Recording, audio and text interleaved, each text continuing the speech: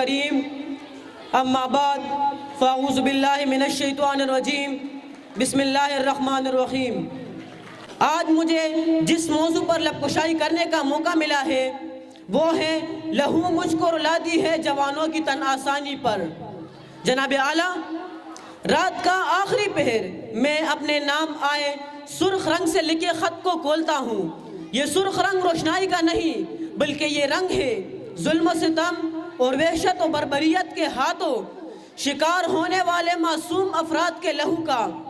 وہ لکھتے ہیں کہ سنا ہے بابو تم تقریریں کرتے ہو، اگر یہ بات ہے تو جاؤ اور ارباب اختیار تک میرا یہ سوال پہنچا دو کہ تم کس کا جشن مناتے ہو؟ اس بڑیا کا جو 20 برس سے عدل کی راہیں تکتی ہے، یا ان کا جن کا جسم بکے تو گھر میں روٹی پکتی ہے؟ وہ خواب خیال تمنائے جو جسم کے ساتھ ہی خاک ہوئی، یا وہ معصوم حسینائے جو حاکم کی پوشاک ہوئی؟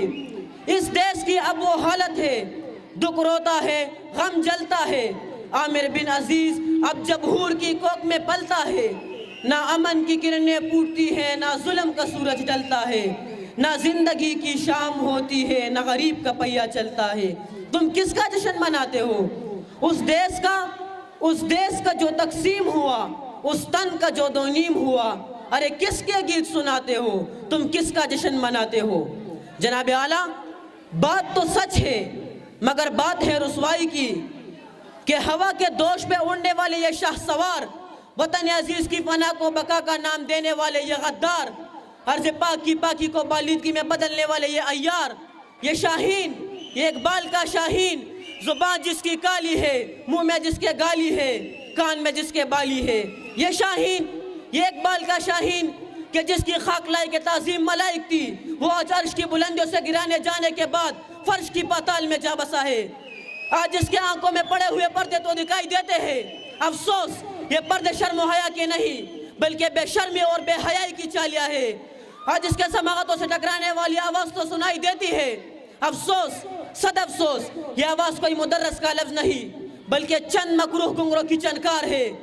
آج جس کے قدموں تلے زمین تو نظر آتی ہے، افسوس یہ زمین کوئی درسگاہ نہیں بلکہ بیہودہ تفریح ہے۔ حد تو یہ ہے کہ وہ صحراؤں میں اذانیں دینے والا مسلمان آج جب وہ رخسار کی باتیں کرتا ہے تو میرا جلتا نشے من پکار کر کہنے لگتا ہے، بعد میں شکوہ اہل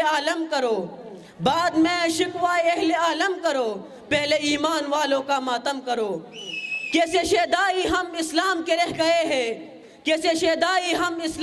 گئے ہیں، ہم مسلمان فقط نام کے رہ گئے ہیں۔ جناب والا، وہاں بیٹھ کر آوازیں کسنا بہت آسان ہوتا ہے لیکن کچھ کرتے کیوں نہیں؟ پوچھتا ہوں میں تو کیا آواز آتی ہے؟ بہانہ کیا ہے ان کے پاس؟ بہانہ فقط ایک ہے کہ وقت زوال کا ہے۔ مٹی میں نم نہیں، ہاتھ پہ ہاتھ درے منتظر پردہ ہے کہ کوئی ساکی آئے۔ نہیں سنو، میں راز سے پردہ اٹھانے لگا ہوں، میں تمہارے ظاہر کو تمہارے باطن سے ملانے لگا ہوں، میں بپرے ہوئے سمندر کو خشکی پلانے لگا ہوں۔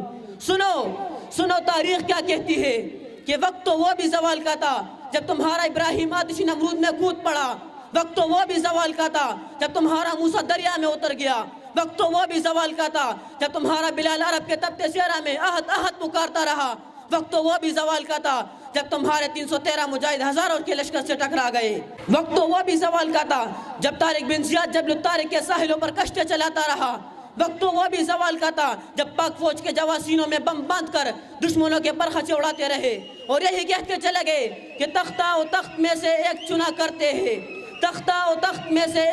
کرتے ہیں، ہم عجب شان سے دنیا میں جیا کرتے ہیں۔ اور توپ کیا چیز، بندوق کسے کہتے ہیں، ہم تو ٹینکوں کے صفے چیر دیا کرتے ہیں۔ ہمیں وہی سے ملتا ہے شہادت کا سبق، ماؤں کی گود میں جب دودھ پیا کرتے